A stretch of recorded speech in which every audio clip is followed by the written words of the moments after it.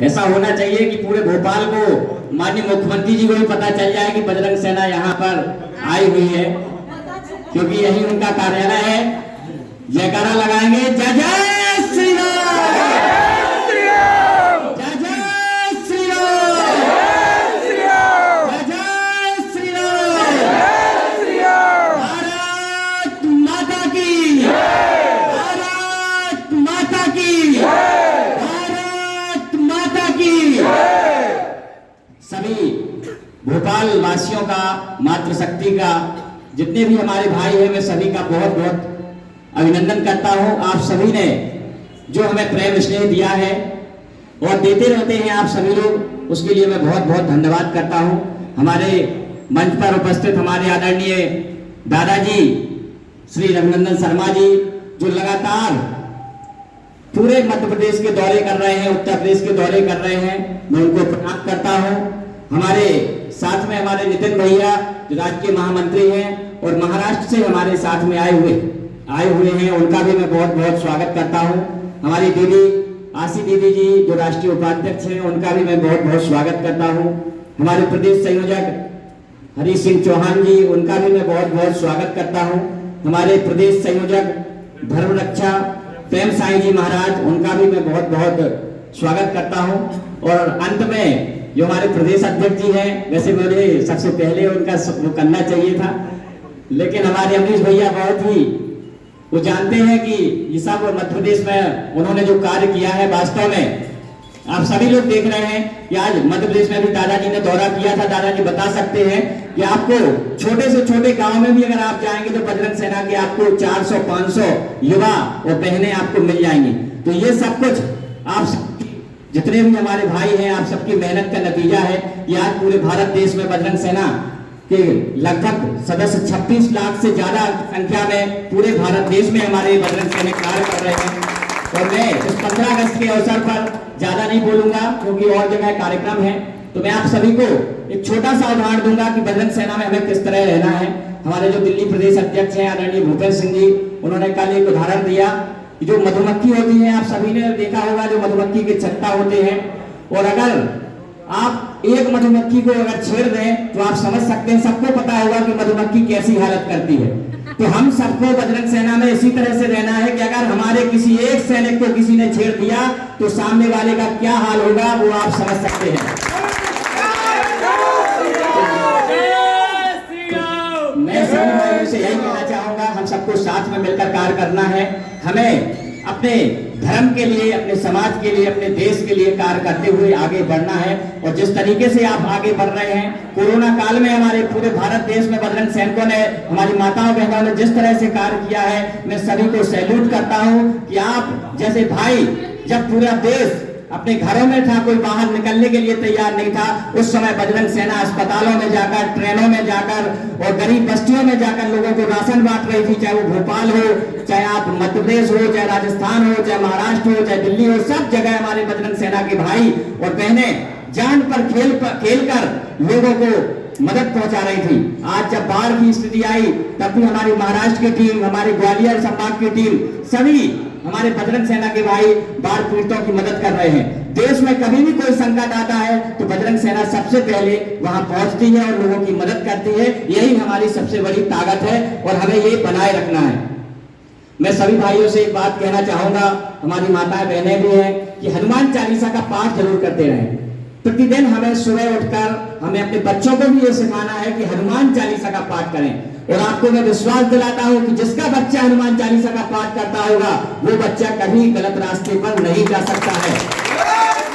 और ये उदाहरण हमारे दादाजी स्वयं जानते हैं कि ये बजरंग सेना ने कितने करोड़ों की संख्या में हनुमान चालीसा के पाठ करा दिए पिछले कोरोना काल से और इस कोरोना काल तक।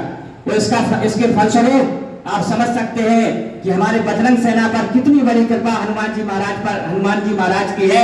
और हनुमान जी महाराज की कृपा अगर बजरंग सेना पर है तो आप समझ सकते हैं कि हर बजरंग सैनिक पर उतनी ही कृपा है हनुमान जी महाराज की। और रात दिन हमारे दादाजी बोलते हैं कि बजरंग सेना इस तरीके से बढ़ रही है जैसे हनुमान जी महाराज की पूंछ बढ़ रही थी।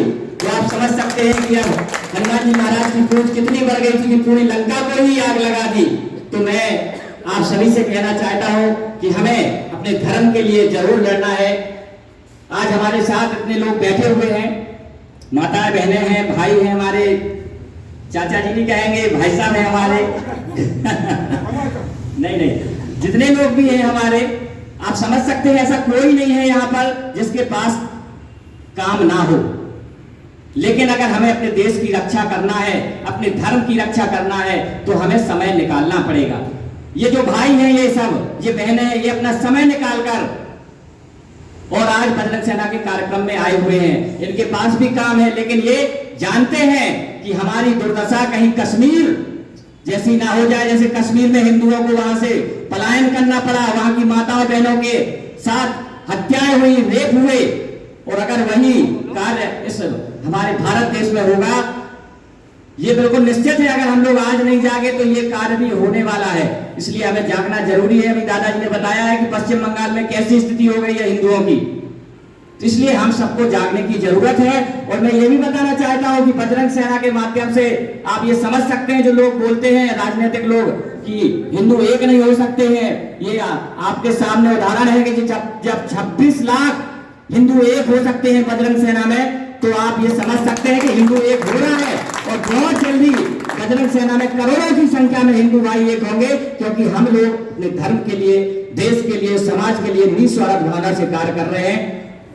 और मैं चाहूंगा कि बजरंग सेना इसी तरह से कार्य करती रहे। और सभी हिंदू भाइयों को मैं 15 अगस्त की स्वतंत्रता दिवस की बहुत बहुत बधाई, शुभकामनाएं देता हूं। और एक संदेश देना चाहता हूं अपने युवा भाइयों को कि अपना आदर्श हमें स्वामी विवेकानंद जी को बनाना है, चंद्रशेखर आजाद जी को बनाना है, सुभाष चंद्र बोस जी को बनाना है, जो हमारे वास्तव में हीरो हैं, जो वास्तव में हमारे आइडियल पर्सन है, हमें उन्हें अपना आदर्श बनाना है। ये फर्जी जो हीरो हीरोइनें हैं, इन्हें हमें अपना आदर्श नहीं बनाना है। जो आजकल हमारे छोटे छोटे बच्चे बच्चियां इनको आदर्श बना देते हैं, उन्हें बताना है हमें कि ये हीरो नहीं है, असली हीरो वो हैं जिन्होंने हमें ये स्वतंत्रता दिलाई है, जो आज हम स्वतंत्रता दिवस मना रहे हैं। उन क्रांतिकारी भाइयों के लिए उन्हें वो हमारे आदर्श होना चाहिए और हमें उनकी तरह बनने की कोशिश करना चाहिए।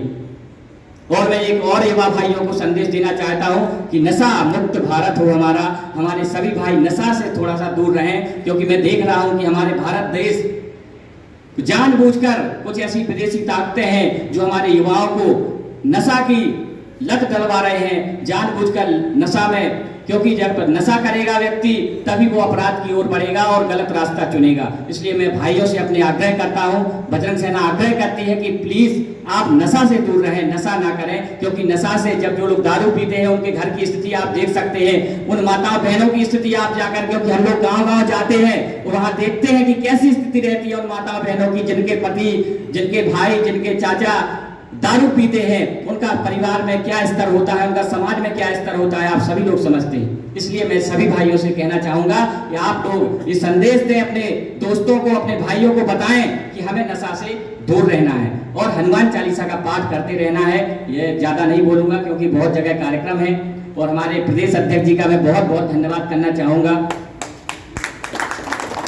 और हमारे पर्वत सिंह जी, हमारी दीदी उषा दीदी और उनकी पूरी टीम का मैं बहुत बहुत धन्यवाद करता हूं। और जो बेनी सिंह जी हमारे प्रदेश संयोजक थे, वास्तव में उनके जाने का दुख पूरी बजरंग सेना को है, पूरे देश में उसका दुख मनाया गया, क्योंकि वो वास्तव में उनका एक ऐसी इच्छा थी यहाँ पर कि जब भी हमारे राष्ट्रीय अध्यक्ष जी यहाँ भोपाल में आएंगे तो मैं उनके